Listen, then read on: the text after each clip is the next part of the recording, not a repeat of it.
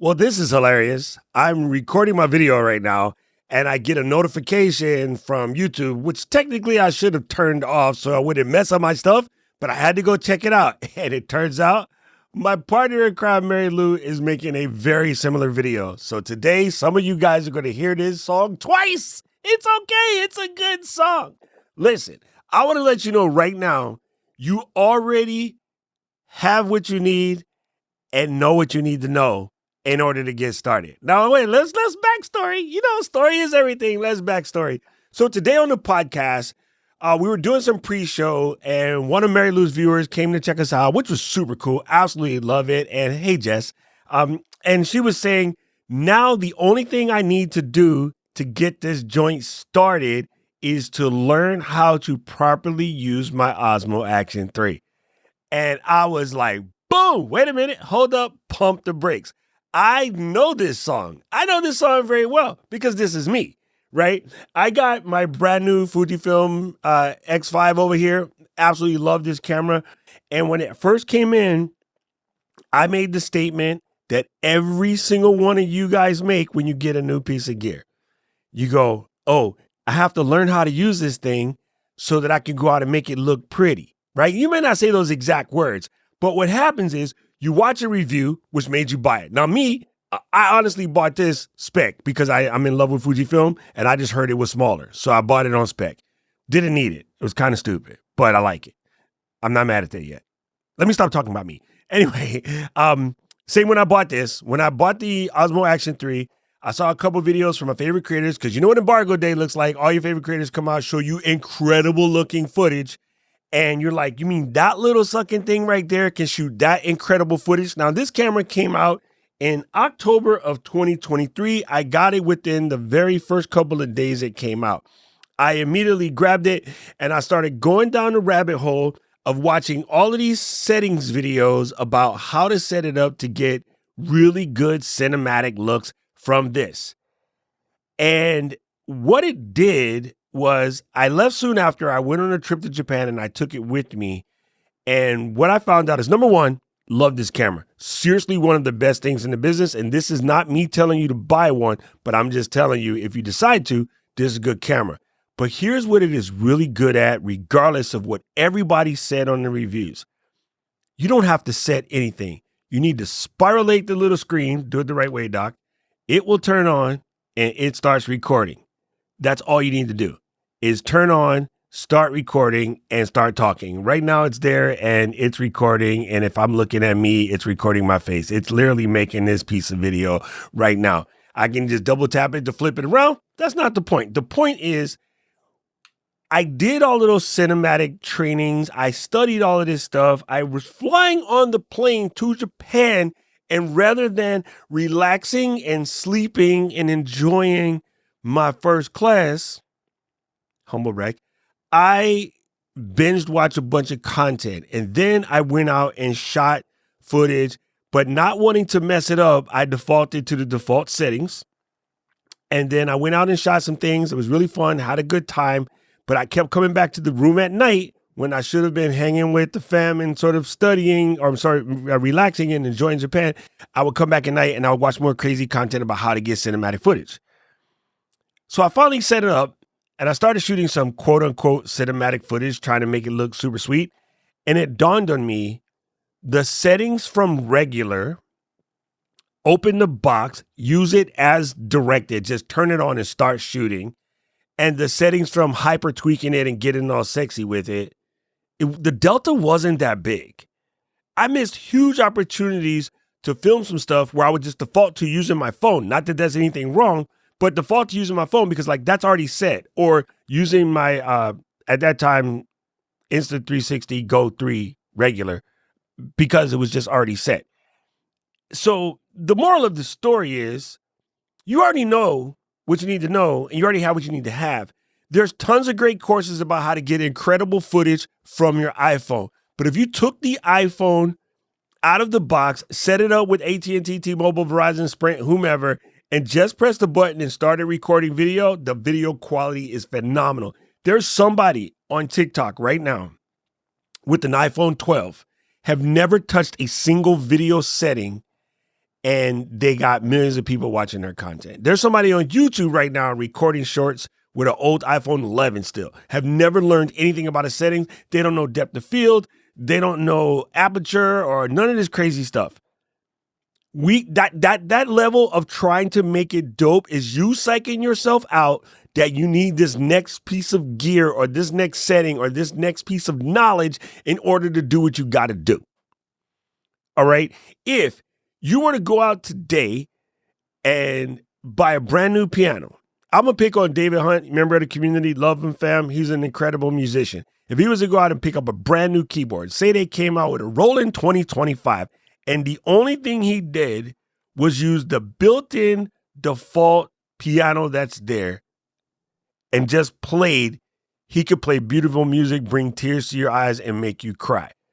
Would it be doper if he learned how to properly use the sequence and figure out the 6,000 songs that are built there, connected to some sort of MIDI box that allowed him to have a drum back and another back and do some samples and cut samples like he's Mustard on the beat? Mustard! Yeah, it would be dope. But the default piano is sexy enough. The default piano could make you fall in love. And I bet you, I know my boy. I bet you David got a keyboard right now that he thinks he doesn't know how to use because he hasn't figured out all the settings. But the honest truth is, the man is such an amazing piano player. If you just took it out the box and left the standard issue sound and just played music, people would cry. People would praise Jesus. People would enjoy Christmas. Like, it would just be dope because the man's an amazing pianist. A keyboardist. I don't know which one you want to be. Are you a keyboardist or a pianist? Dave, when you see this, write it down in the comments. What you call yourself? But the key is, no matter what you have, you already have it. You have a camera right now. Let's say you're sitting on a Sony ZV-1. It is, at this point in time, 3.5 years old. And the ZV-1 Mark II came out, and some of y'all watched a bunch of Embargo videos, and you're like, I kind of need a ZV-1 Mark II. No, you don't. Just press record on the ZV-1. On the default settings. Now, I come from a filmmaking background. I come from AV. I know how to use all this stuff, and I psych myself out because of that. That knowledge is dangerous. When I got this camera, I immediately start looking at how to get the cinematic look. And then one day I wanted to make a video just to see what it looked like without touching anything. And I'll link to that video. I'm going to play a sample clip while I'm talking right now. And all I did was put it in the vlog mode, put it on standard vlog. I didn't touch anything, and the video is gorgeous. It is exactly gorgeous. I'm going to right now roll some iPhone video that I shot without touching anything. I just opened the camera because it's in an emergency, and the video is gorgeous. People aren't looking at the video to say, oh, the camera you have sucks. They're listening to what you have to say. We are experienced people. We have good stories and good knowledge to share. No one's looking at your video quality and going, damn, that info would be doper if it was in 4K. If it had a APS-C sensor or a full frame sensor or some kind of special contrast focusing or better autofocus. I've seen such good content with really good information where the camera's out of focus the whole dang time. You know what? Didn't matter because the info was solid. What these things that are getting inside your head are excuses. They're excuses to not put out what you want to put out. So let's dig into the real problem and see what you're afraid of. And it's probably you're afraid of what somebody else is going to say. And you can't control what anybody else is going to say. In the LGL family, we have it. WAWICFEE. Worry about what I control and forget everything else. WAWICFEE. Just remember that. You cannot stop another human from having something heinous to say about you. There's no way impossible you can say it. You can't teach them. You can't adjust it. You can't scare them straight. None of that. It's none of your business. Just ignore it. Just put out the content that you have inside. Use what you use. Now, again, this Osmo Pocket 3 is dope. And yes, if you did learn how to use those cinematic features, maybe it's better. But I don't think the delta is worth you holding back that piece of content.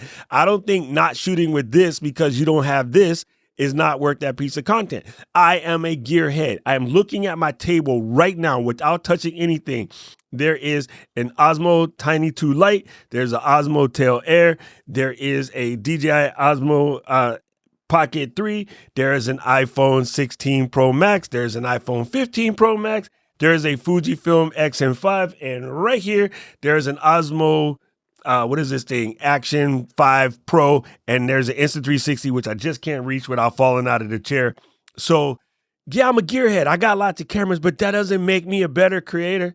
I got all of these cameras, and you're going to watch a video soon from somebody else today that's sitting on 3, 4, 5 million followers shooting on an iPhone 10. I've been a gearhead. I family-owned an electronics store. I've always been around cameras. That's my thing. But you know somebody right now, 5 cars can't drive. So that doesn't mean anything. That doesn't mean anything. You know somebody right now, 6 kids can't parent. Like, come on, let's be real. Let's be actual and factual. It's actual and factual.